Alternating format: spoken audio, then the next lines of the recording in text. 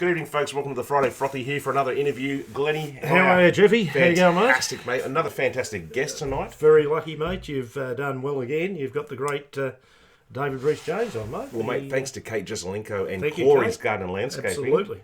David Rhys Jones, ex-South Melbourne, Sydney Swan and Carlton Premiership player. Certainly moving the ball a lot quicker than... Oh, there's Rhys Jones with a crackerjack mark. Guys, go and grab yourself a frothy. We'll be back in 2 seconds with David Rhys Jones. Guys, on to my reviews. You're listening to the Friday Frothy. What a fantastic show.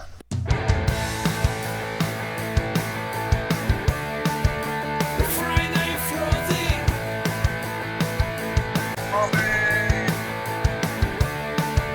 The Friday Frothy. So, guys, welcome to the Friday Frothy. On the other end of the line, Glennie, we have a legend, Carlton, South Melbourne and Sydney Swans player, David Rhys Jones. David, thanks for coming on, mate. Great to have you on. No problems at all. Just to let you know, mate, my name's Jeff and this is Glenn, my co-partner here, mate. And you probably would have known. Now, you're friends with Kate Jesselenko, I'm gathering? Yeah, I've known Katie, obviously, when Jezza was back coaching back in the late 80s sort of thing, when he come back after Wolsey got the flick. And, Ben and Kate and, the kids are sort of running around the club a fair bit around then. Obviously, we've all grown up a bit since then, but, I keep in touch. She's always pretty vocal on Facebook, I suppose. So.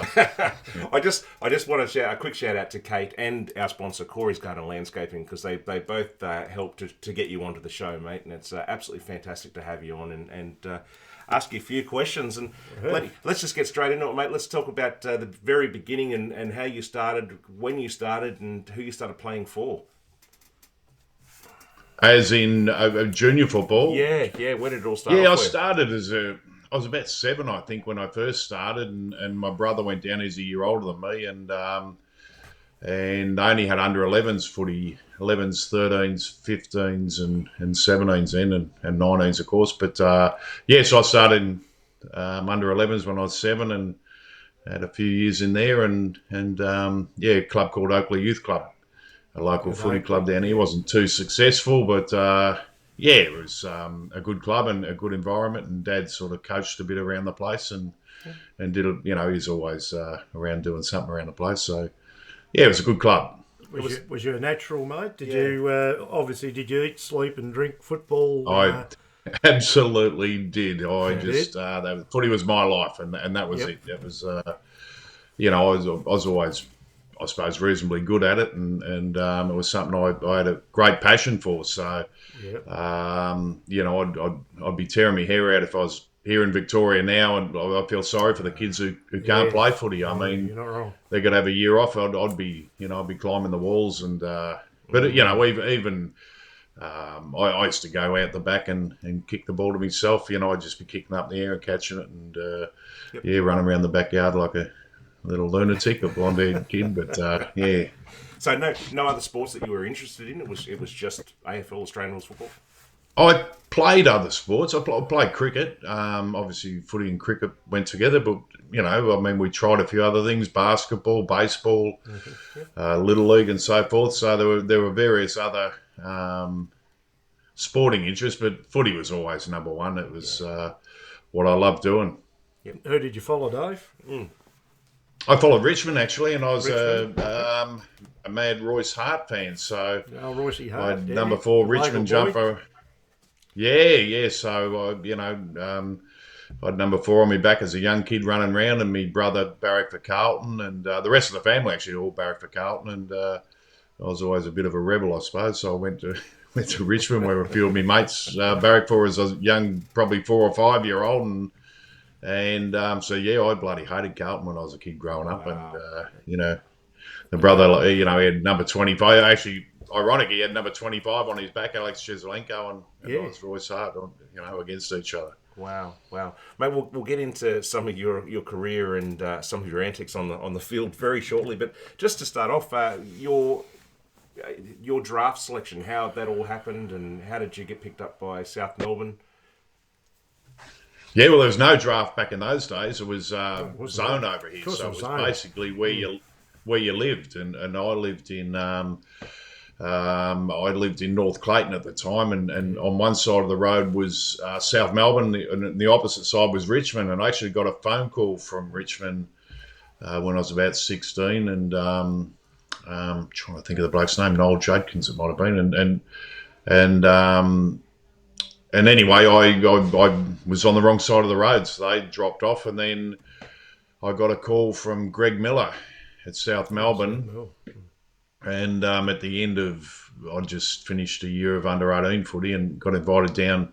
They had a zone, they had their 4 zones, and they competed against each other at Waverley Park, and it was just a day of Lightning Premiership and played against each other, and I think I won I might have tied it with Anthony Danaher, the award for, best player or whatever they had at the end, and a couple $100 or something, which was handy for a 17-year-old kid at the time. So, yeah, well, the Danaher started, didn't they, Dave, down there? Anthony Danaher was, as you said, at South. Well, Anthony started the same time as me, but Terry and Neil had obviously been traded for Neville Fields back then. And, Neville Fields, that's right.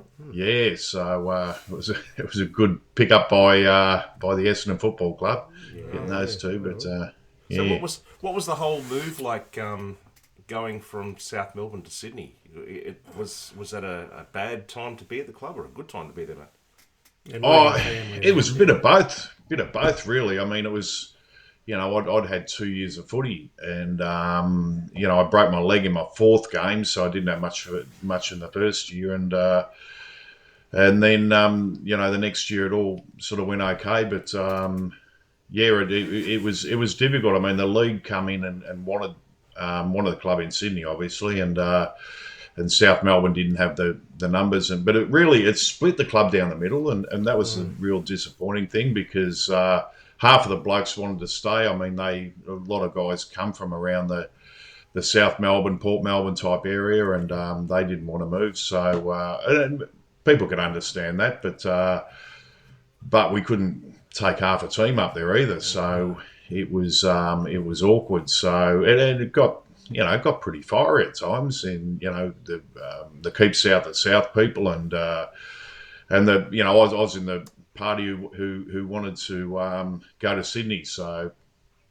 I basically looked at it and saw that South was going to always struggle numbers-wise, members and financially and so forth, and to be able to compete with whether it be Collingwood, Carlton, Richmond at the time, the bigger teams, Essendon, and that, you just, we're miles behind, in facilities and everything. And so the AFL, well, I think it's still the VFLN, basically asked us to go up there and we're going to be the one team in Sydney. And that sort of appealed too, because you thought, gee, one team up in Sydney, be able to attract sponsors, we'll be able to have New South Wales as a recruit, as a ground to be able to recruit players from, and it all sounded pretty good. But unfortunately, when you got up there and the NRL basically run the show up there, and we got very, very little coverage. They're talking in the town. Today we're making history, and we won't let you down. We're Swans and we are Sydney. We've set the town alight. Get ready for the liftoff. This bird is taking flight. And it was tough times. I mean, we didn't even have a training ground. We weren't allowed to train on the SCG. We trained on the number 1 oval, which was beside the SCG, which was basically, that was used as a car park during the Sheffield Shield matches and so forth. Okay. And Wow. if there's any rain, the tyre marks all over the ground, and blokes are doing their ankle and so forth. But at various times we didn't know where we were training. I mean, you'd ring in at 3 o'clock, ring the football club and find out where you were training that night. And you might be training on an army oval out east, or a local football ground, or whatever. It's it was. How long did that go on for? Almost the entire time I was there, and it probably didn't really pick up till up there, wasn't it? Really, and started to change. Yeah, it all seemed sort of put them on the map a little bit. I'd left by then, but Yeah, I think they still did it pretty tough. I know, in the years, I think it was Gary Buckenara was coaching them, and they were, they were almost gone then. They were that close to gone. It wasn't funny, but it was always tough up there. But it's good to see they're doing okay now. Yeah, one of the old guys there I knew and had a bit of a go with down here too. Mark Browning, he would have been. Was he there when you were there, mate? Yeah, Mark Browning, Basil? jargon, Basil, I called him. Basil, but full. Yeah. But he was a good footballer, and traditionally he would have come like you through South Melbourne, didn't he?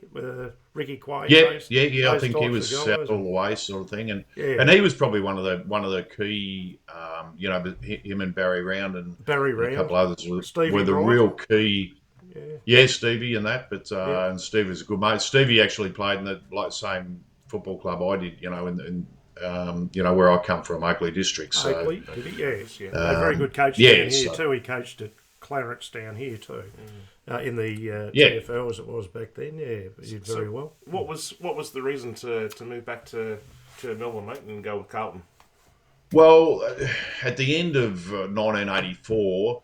The VFL in their wisdom, Alan Schwab and I can't remember who else was there, Jack Hamilton, I think it might have been, decided that the Swans wasn't working to how they wanted it to, and they sacked the whole administration. And these were the people, Greg Miller, who recruited me, sort of thing. There were other people, Dean Moore, and good people that we sort of. You look back then and see we didn't know when we're getting paid. We'd get paid.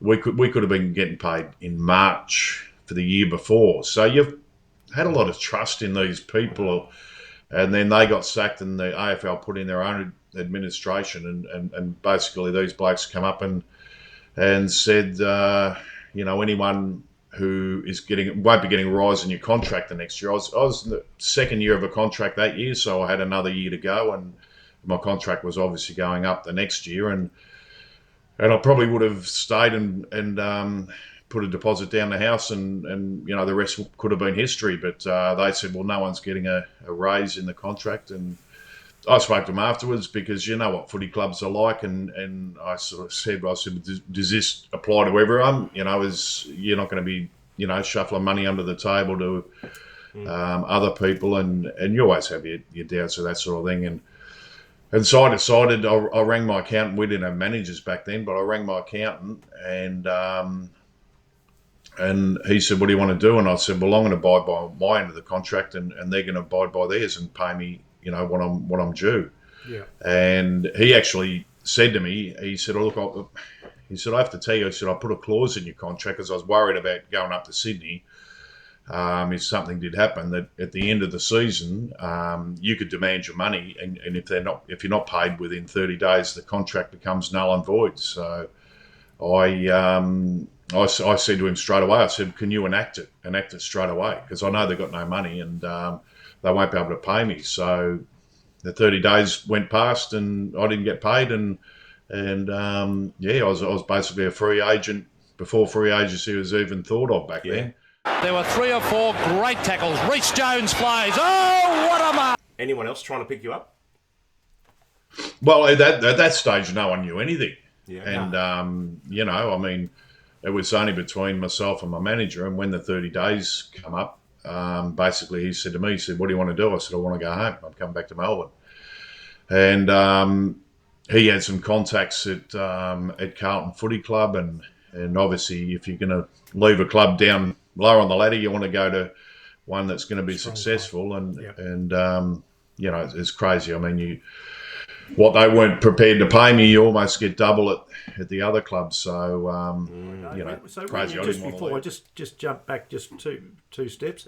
When you was at the Swans, were you like back in those days? A lot of his work. So was you working then, or was you as a you was? Yeah, okay. Yeah. Oh, you had to work. I mean, your footy money. Yeah, your footy money was basically, I don't know, was a bonus really. I suppose the way you looked at it, and it wasn't enough to. Well, it might have been enough to live on, but if you wanted to set yourself up, and you had to work. So and the hours and everything. What sort of hours were you doing with training and stuff? Sorry to interrupt, but what sort of hours? Well, we trained. normally about 4:30 you got down to training, and you'd train a Monday, Tuesday, Thursday if you're playing on a Saturday, and that could have changed to a Monday, Wednesday, Friday if you're playing Sundays, but which we did a lot up there, and that was one of the good things. I mean, we actually every second week we're telecast around Australia, so a lot of people knew a lot about the Swans footy team, probably as much as they did about their own footy team back then. But we're getting televised live every second week. It was fantastic. So that was one of the good things. But they'd flog you on the training track, though. I mean, these days I've got them full time, so they can sort of nurse them through. But especially after a loss, you get down there and you just in the mud and rain and whatever, and just get absolutely wet. Was the great you obviously played with Greg Williams, of course, up there in Sydney. Who went first? No, I played with him at Carlton. It was at Carlton, so you missed the. That's what I was saying. Yeah. I couldn't remember. Well, I went. Yeah, he went from Geelong to to Sydney. Yeah, when the Edelstein thing came, but I'd left before that. You'd left. That's right, and it was a then he came back to Carlton. That's right. Yeah. Was that a bit rough for you? No, that's one of them. What's that, Williams? Yeah, coming to the club, coming to Carlton. Coming to Carlton, yeah. I thought, how am I going to bloody stitch him up now? I'd have to run him over in the car park or something. Now let's get straight into it, mate. You've had a pretty checkered career, a lot of suspensions, and I won't go through the stats, but misunderstood. Yeah, one of the questions that I really wanted to ask you, and I haven't seen too much interviews and things you've done in the past, but I just the way you played football, was it rough to intimidate, to fear people, or was that just your nature? That's how you just played the game, or just the way the game was it? No, probably. I built a bit of a rod for my back. Back in 1981, I'd actually played the first 17 games, and we're playing Melbourne in round 18 in 1981, and I got reported for kicking Brent Croswell, hitting Brent Croswell, hitting Crackers Keenan, I think, and hitting the Melbourne runner. So. Well, you started at the top, Dave. At any rate, you got all the good ones there. Yes. Well, it was, and I got rubbed out for the rest of the year. I copped 4 weeks. I got off all the charges except the runner one, and I pled guilty to that, and they give me 4 weeks, so I'll never plead guilty at the tribunal again. But so what happened back then is teams.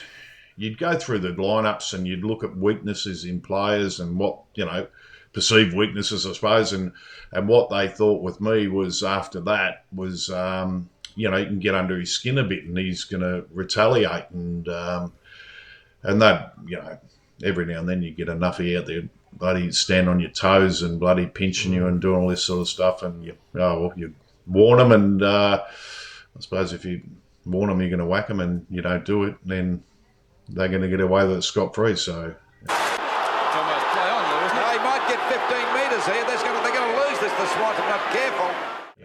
It was part and parcel of the game, wasn't it, mate? Back then, you it was. Look, and look. I mean, back in those days, there were certain things said to, various, to the Italians, to the Aboriginals, to this, to that.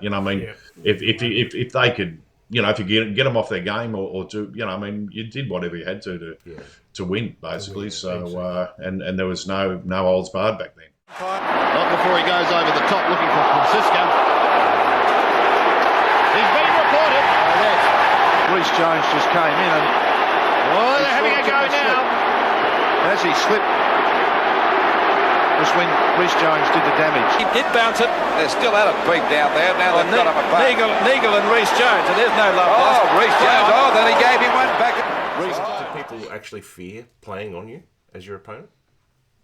No, I don't think so. I don't think I really ever whacked anyone that bad that, that they were, I was normally retaliating, and the retaliator normally gets caught. So that's normal. You can put up with so much out there, and I sort of, probably didn't like it as much, and I was a skinny little kid. So Rhys Jones tangles with Love. A bit of a box on between Ayres and Rhys Jones. Well, the umpire's already getting the book out. It looks as though Rhys Jones could be booked. He's gone. And by a boundary umpire. What a sensation.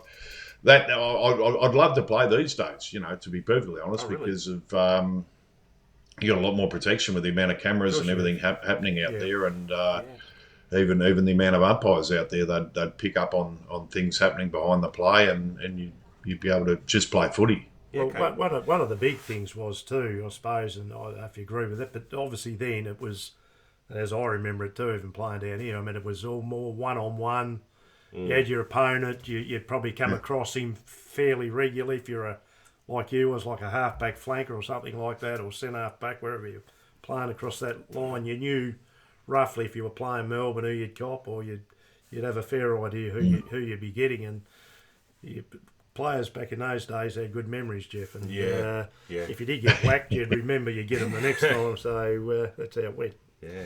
But, and look, I started off because being a skinny kid, Ian Stewart was my first coach at South Melbourne, and he didn't know where to play me. I played in the ruck as a kid, because I had a bit of a leap sort of thing, and obviously I wasn't going to be playing in the ruck in the VFL at that stage. So he decided to put me on a wing. He thought I'd be out of the action a little bit. So much, but it was such a great position to play, and such a challenging position back then. I mean, you had blokes like Keith Gregg and Wayne Schimmelbusch at North Melbourne, Ricky Barham, Michael Turner, Robbie Flower, Dougie Hawkins, Dipper. I mean, you went through every club. They had some great wingmen. Brian Wood, who was at Essendon sort of thing. He went across to Essendon and was still a fine player there, and Merv Nagel. I mean, gee, if you went through every club, you just sort of you're coming up against some quality players week in, week out, and I would have rather playing on those guys than having the bloke to come over and antagonise me all day, and which was what I copped a fair bit of. Yeah. Okay. What did you see as your position, Dave? I mean, you played. I forgot. You did start on the wing, and you later went back at Carlton. You went to the halfback line and whatnot, and obviously was playing with some of the great players there, your Dulls and all these sort of guys and that. But but look, footy. I actually played. I reckon I played every position on the ground except ruck and rover at one stage or other, and I quite enjoyed that. I enjoyed going forward at times. Utility. Towards the end, I was hating going down forward and getting stuck there. Like I'd go down there and I might have kicked. I think, trying to think of what year it was. It might have been while I was with the Swans still. I can't remember now. Anyway, I kicked about 15 goals in the first 3 rounds or something, but I wanted to get out of there. I didn't want to be stuck down there, and so I wasn't built to be a key forward type. So it was good doing it every now and then, but I just wanted to get out of there after a while and get running around and picking up a few more kicks around the ground. But but you sort of get pigeonholed there for a while, and then you go back onto your wing or half forward or go back half back or whatever. And it was good though. I enjoyed playing in different positions, and you realise how much you rely on each other especially when you go back and if the midfield's not working hard on their opponents, it's a bloody nightmare back there. But if the midfield's working well, it can be good fun back there too. Do you remember what weight you were playing at? I think I got down the club I was about 10.5 stone, which I think what comes in about 62 kilos when I first started there. So I would have been around 6'1" and a bit, and probably could have ridden over the jumps at Flemington, but it didn't seem to affect you, though. Pretty skinny. I got up to about 76 for most of my early career, and then when I got to Carlton, I was able to I matured a bit, and I put a bit on there. Probably got up to about 80, mid-80s sort of thing.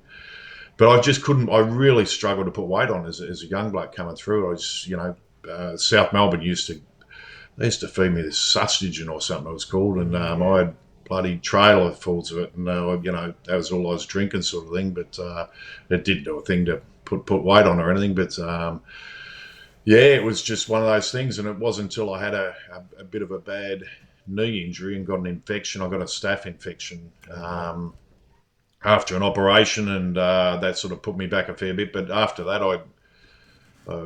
in some ways it was fortunate at the time. I was able to put some weight on, but I'm not too happy about it now. But no. After that, I could look at food and put weight on. So it certainly changed my metabolism about a bit.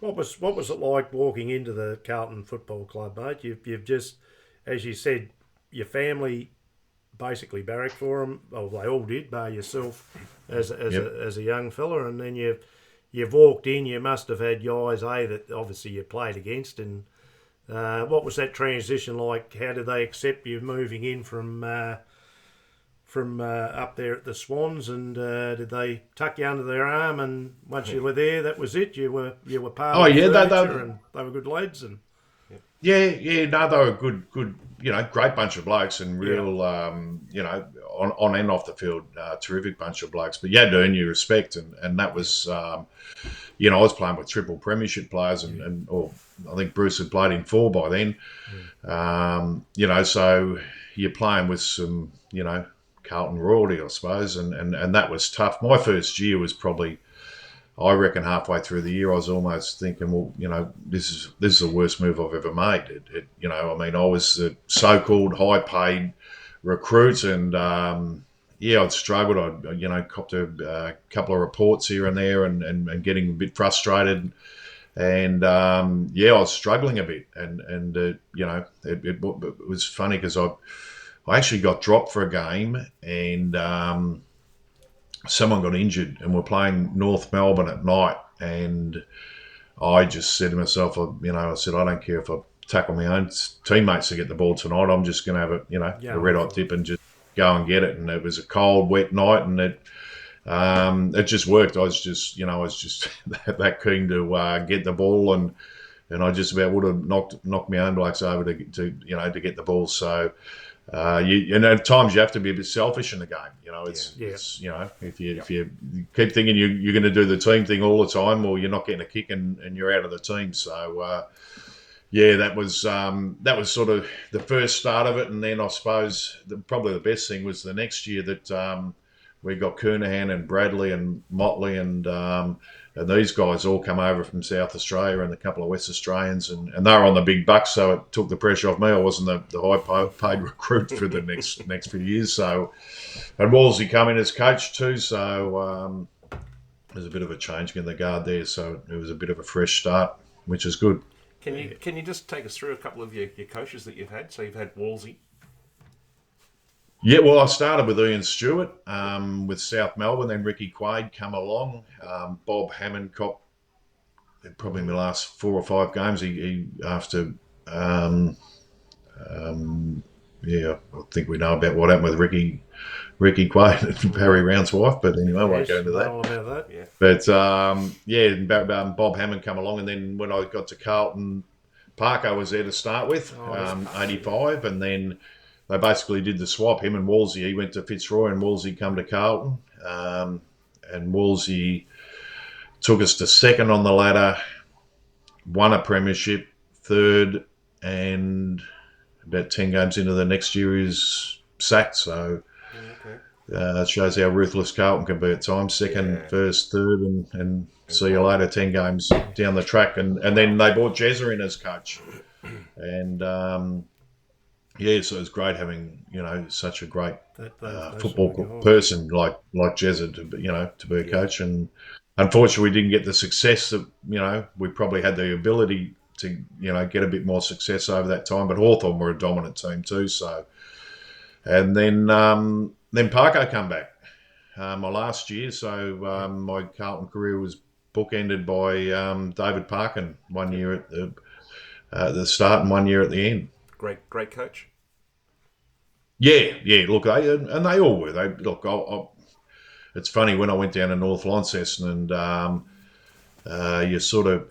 you take on a coaching position, and you realise after a little while what a bloody idiot you must have been, and how hard you must have been for coaches to analyse and work out, week in, week out. And I think having a guy called Todd Spearman down there at North Launceston certainly opened my eyes up to opened my eyes up to how Jesus Christ, if I was anything like that, you'd be tearing your hair out. But yeah. Excellent hockey player. Mate, I'm taking a guess here. Your best and favourite game would be in the 1987 Grand Final, VFL Grand Final against Hawthorn. How do you see that game? You remember it quite well? Oh yeah, that's why you play footy. That's why you get out there and do your pre-season. And they'd knocked us off the year before too. So that was a bit of pill to swallow. So we got out, we trained, we started pretty early and worked pretty hard over the pre-season, and we're determined to get another crack at it, and we're lucky enough to do that. Running towards the 50-metre line, not a good kick. It favours Rhys Jones. He slipped over. Brereton's got a chance. Oh, they crash into him. Johnston was first to backward of centre. He drives it long towards half forward, uncontested. Brereton dropped the mark. He's been quiet this afternoon. Back it comes to Collins again, and he's doing well. Left foot, a shocking kick that was. Straight into the hands of David Rhys Jones on half-back flank. Domenico, 50 metres out, fires Dermot Brereton. Nearly a mark.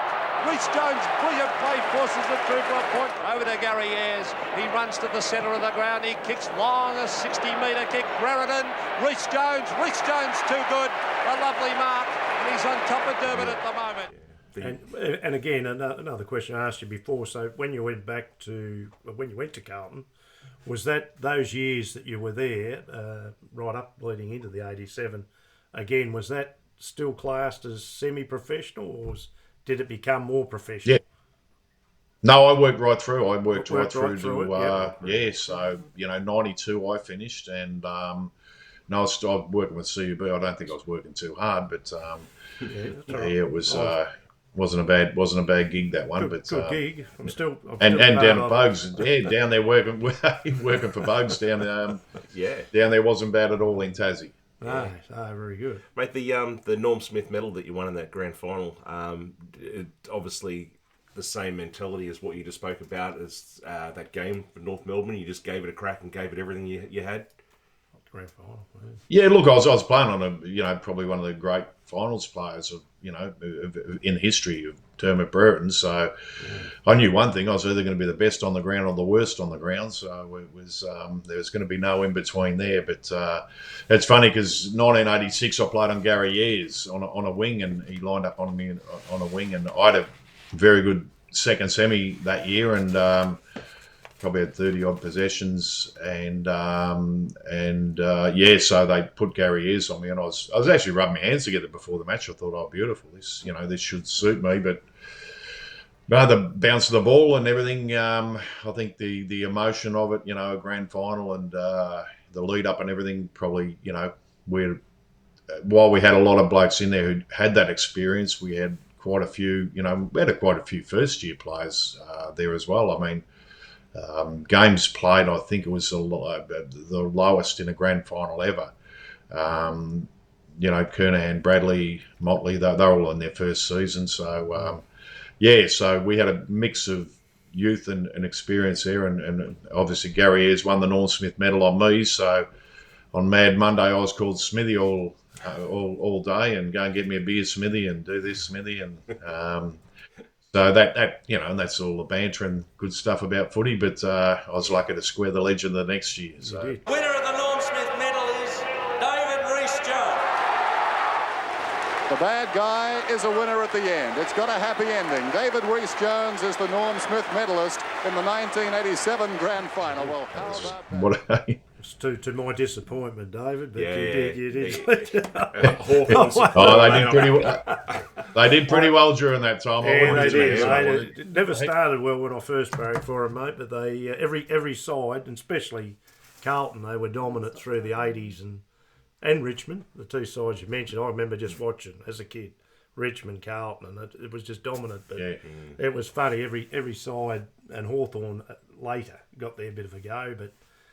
it's funny how things change, and I'm interested to see what you think about the fact that Carlton, being such a massive club, strong club, and then that drop off. What were your thoughts there with all that? Back in the I can't think of his name. John Elliott. John Elliott days. That's right. I couldn't think of before I was young. But what was the obviously Jack? They did a couple of things wrong. What was going on there? It was such a strong club. How'd you see it? Whole names like, as I said, yourself and all these great players, Johnsons and all that. And then all of a sudden, as you all start to move on and retire and that, and then all the turmoil that happened there. So as a Carlton player, how did you see that? Oh, look, it was terrible the way what the AFL did to Carlton was borderline criminal. They just absolutely destroyed that club in a very short space. And it wasn't the $1 million fine or any of that, but the lack of draft picks. I think we had blokes coming to the end of their career. I think Bradley was still playing, Silvani, Kudafidis, these blokes. All sort of heading towards the end of their career, and we got draft picks taken off us for a few years, which is your quality young players who are going to be your future, and they made a lot of mistakes after that with recruiting and so forth. They just getting whoever they could in for a while there just to make the numbers up, and they were basically filling gaping holes with Band-Aids at the time, and it was terrible years. Look at it, and it's not until now that we're starting to see a little bit of light. For sure. Juddy coming over was fantastic. I mean, that was great for the club and definitely give the club a boost, but he couldn't do it alone either, and so it's really tough, but they're on the right track now. They're on the right track. They're on the way now, if they can. Yeah, if they can get their best team out there, I'd love to see them get their best team. You'd love to see Charlie Curnow out there.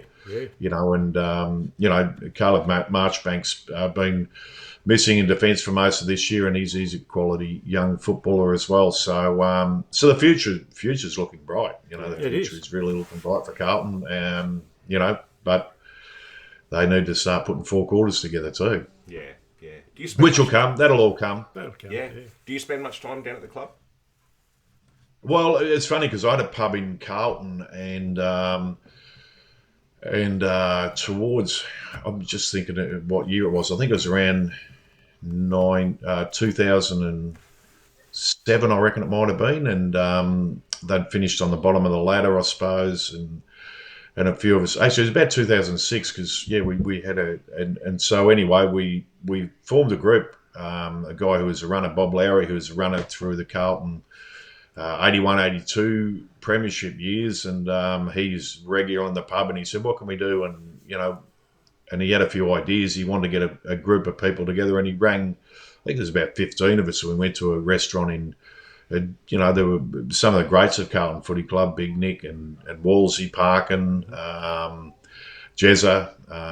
We always went up there to have a chat and see what we could do to try and fix the club. And obviously, it's a more of a corporate game now than what it was back in our days. So we basically thought, well, we'll run a couple of functions. We'll start a group called the Spirit of Carlton and run a couple of functions and go from there. And we ended up raising a bit of money, and the players all got behind us, the players who were there at the time, and it was good. We ended up taking over the past players and a few other things, and so I've been involved in that since then, and it's been great to get back and contribute a little bit and do a little bit, give a little bit back. Yeah, that's great. Fantastic, absolutely great. Yeah, absolutely.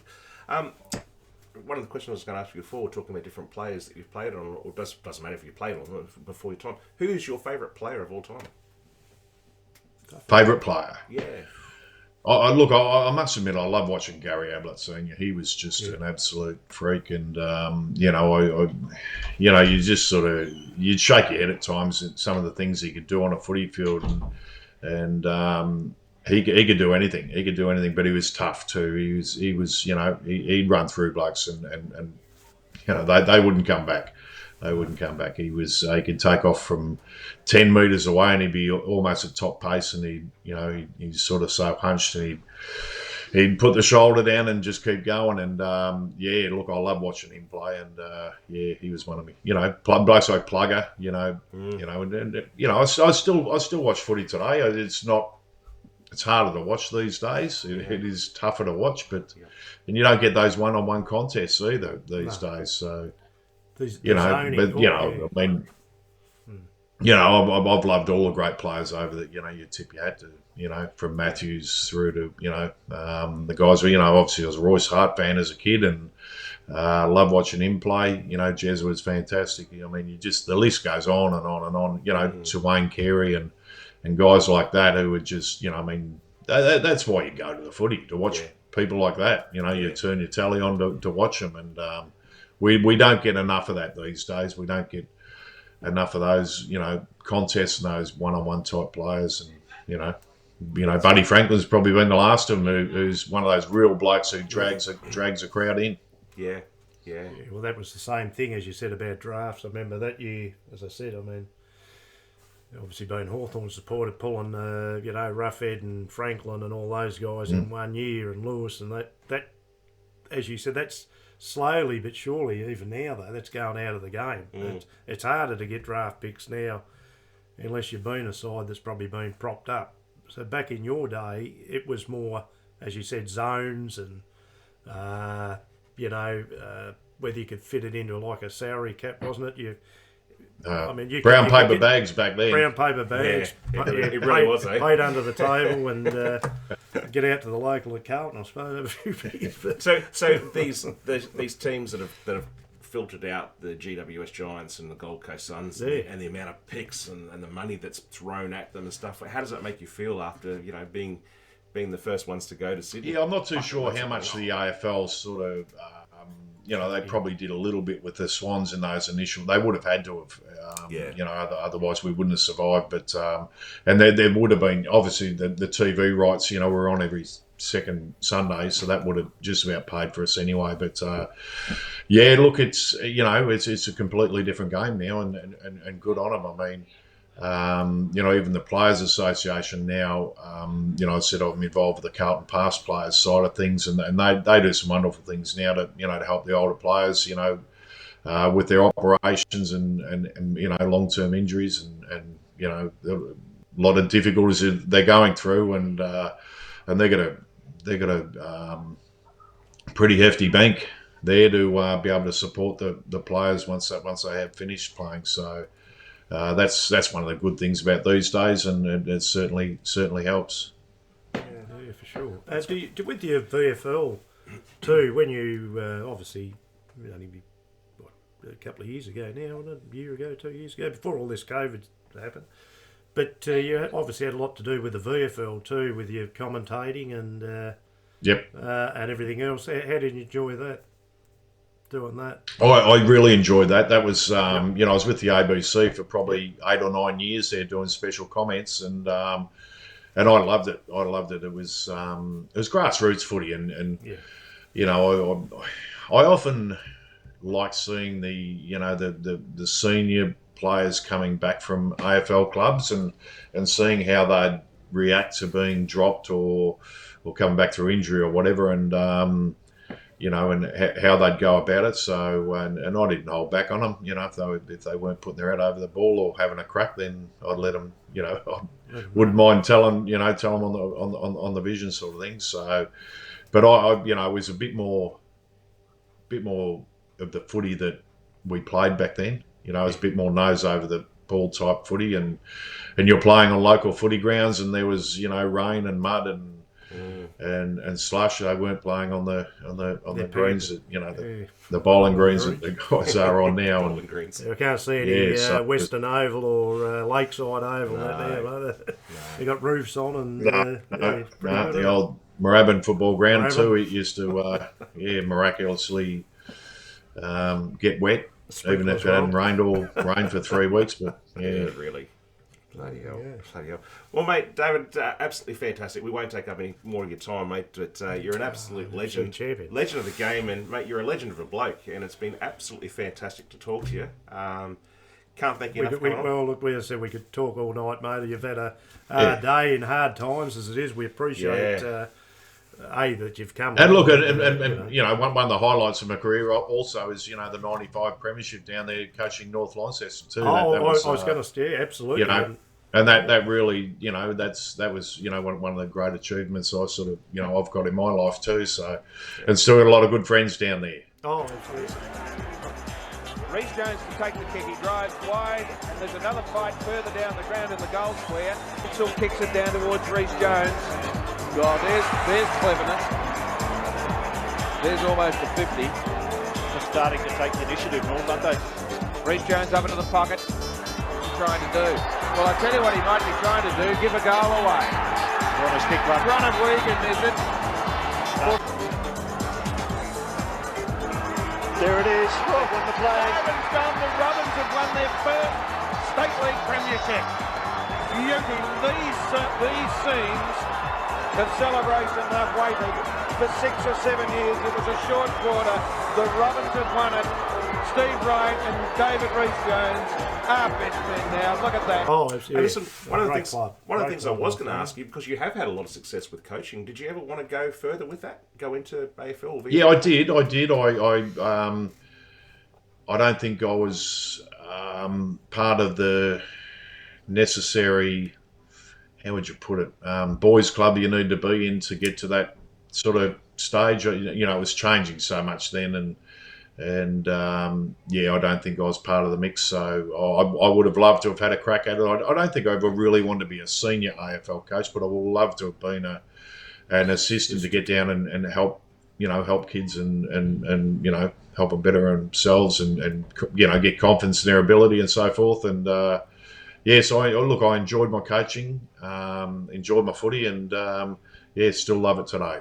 That's beautiful. David Rhys Jones, you're a champion, mate. Thanks, we wish you and your family all the best. Be safe up there, and thanks again. No, we'll be right. Horrible times. Thank you so much. No worries. Thanks, guys. Cheers, mate. Thank you. Thanks, David. Guys, after my reviews, you're listening to the Friday Frothy.